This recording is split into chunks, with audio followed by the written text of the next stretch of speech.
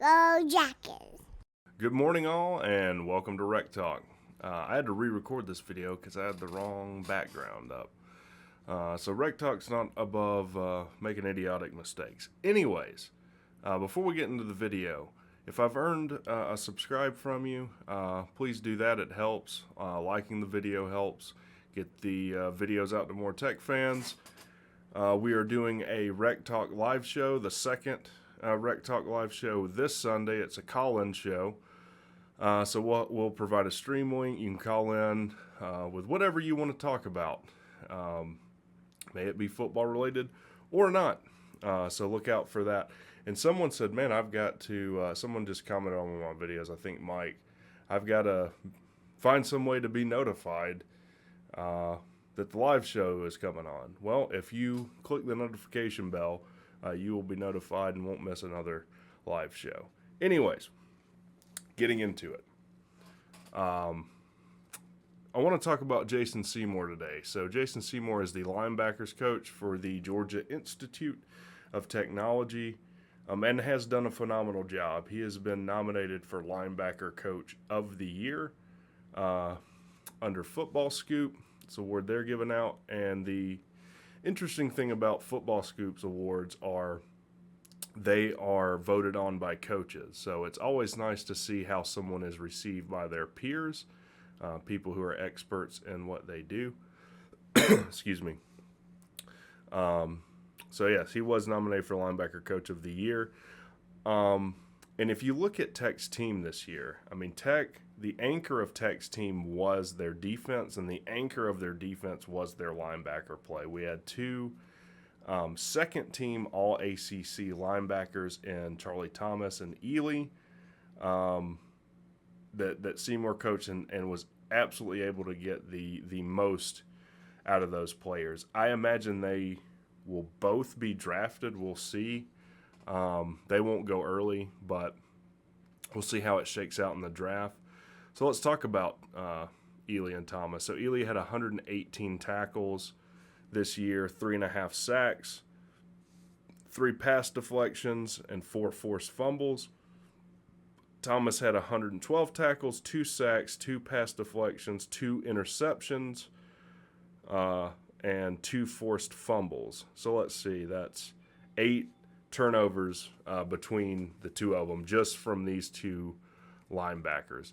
And the thing with those turnovers they were able to create, on top of all the tackles, is they came in pivotal spots in the game. So I would say at least half of those turnovers you can draw a direct line to a win for Georgia Tech there. I'm thinking about going on the road against Pitt.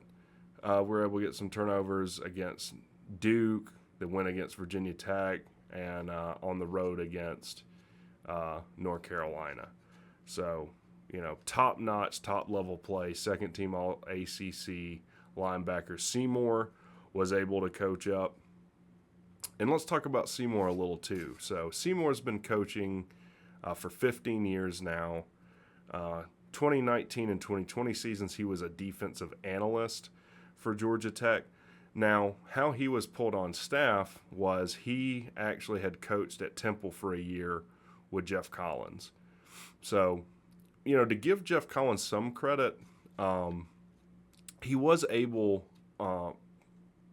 particularly on the defensive side of the ball, I think to bring in some very competent coaches. Now, there were some duds too on the offense. I don't think any Tech fan alive would argue that Pat Node was an objectively bad hire. He was like Jeff Collins light as far as this kind of promoter, marketer type guy that really wasn't able to get results out of his players. But Semore was a good hire. Semore was a good hire. Brent Key was a good hire. Andrew Thacker was a good hire. There was some top-notch guys I think he was able to bring in. I think he just kind of micromanaged them and wasn't able to, kind of held them down from living up to their potential. But in 2021, he was the defensive coordinator for Valdosta State. And Valdosta State is a very interesting school. There's been a lot of big-name coaches that have coached at Valdosta State. They're generally at the highest level, at their level of play. So like Mike Leach has come through there. I believe Kirby Smart was a coach there with, who's their co-defensive coordinator? Will Muschamp. So Smart and Muschamp were there. A lot of high-profile coaches have come out of Valdosta State.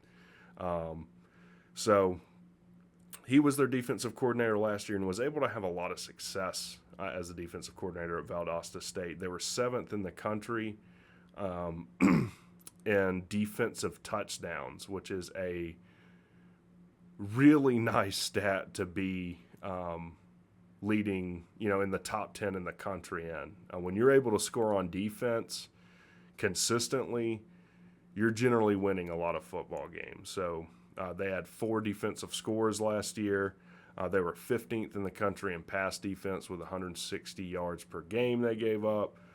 Very good in the red zone. They were 15th, which was they allowed teams to score approximately 67% of the time in the red zone. Valdosta State, I think, also in 2021 they didn't win, but made the Division II national title game. So comes back to Georgia Tech as the linebackers coach. Obviously has a ton of success with Ely and Thomas. Now the other thing is he was the special teams coordinator before at Montana and Adams State. Adams State was where he played. That's his alma mater. And I don't think that can be understated as well.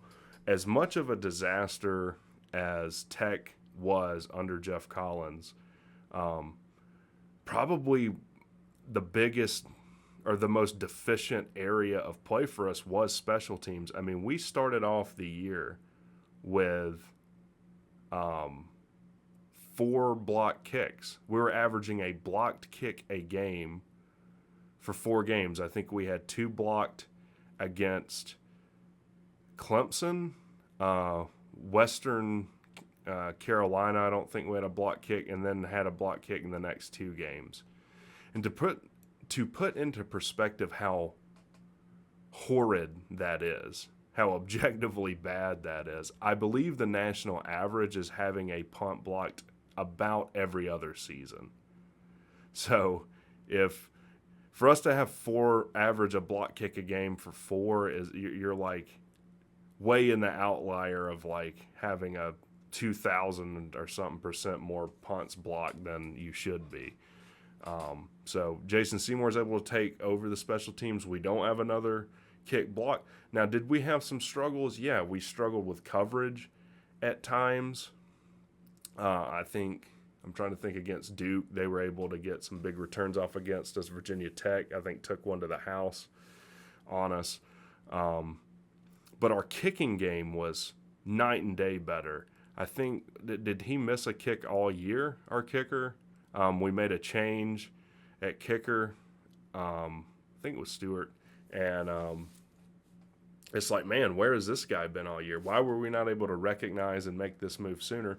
Jason Semore was able to do it. So for him to be nominated for Linebacker Coach of the Year, absolutely 100% well-deserved. I think he's a phenomenal coach. Now the question is, he'll certainly be retained. All right, the whole defensive staff will most likely be retained. But will he be named special teams coordinator officially moving forward? Obviously, I wouldn't have a problem with that. I think he's done a fantastic job with the special teams. But I would rather him just focus on coaching linebackers, especially with 2 new linebackers coming in out of the portal. And we have some linebackers in our recruiting class that are coming in. But we have Braylon Oliver coming in, and someone's calling me. They're going to have to wait. We're doing Rec Talk right now. Andre White, 2 very talented linebackers coming in for him to work with, and I would really like for him to focus solely on that and hire a special teams coordinator that just focuses on special teams. I think with the budget we have for staff, we should have money left over for that. I think that's the best way to move forward. Like with whatever you do in your career, it's nice to just specialize and be able to focus on and craft kind of one thing. Especially with how pivotal linebacker play has been for Tech this last year. So, man, a lot of things to be excited about with Tech football. We were talking about it on the live show. Me, Sea-Dog, and I, like, you know, moving into this year, like there just weren't any expectations. There wasn't a lot to be excited about. I got so down I missed a home game for the first time in a long time against Western Kentucky just because I knew what it was going to be. You know, just kind of lackluster, subpar play, turnovers, galore, missing kicks, getting punts blocked. So I think, you know, we've moved on from that. I think we have a good staff. You know, we've totally wiped the floor with the offensive staff. And I think we've made some good hires. We've talked the Buster Faulkner thing with him helping Georgia to death. Nothing I can do about it. If Georgia wins, in my opinion, it's 100% because of Buster Faulkner, because it suits my interest to say that. So, guys, I appreciate you watching. One other thing. First of all, if you want the In Kiwi Trust shirt, I'll leave a link for that in the description.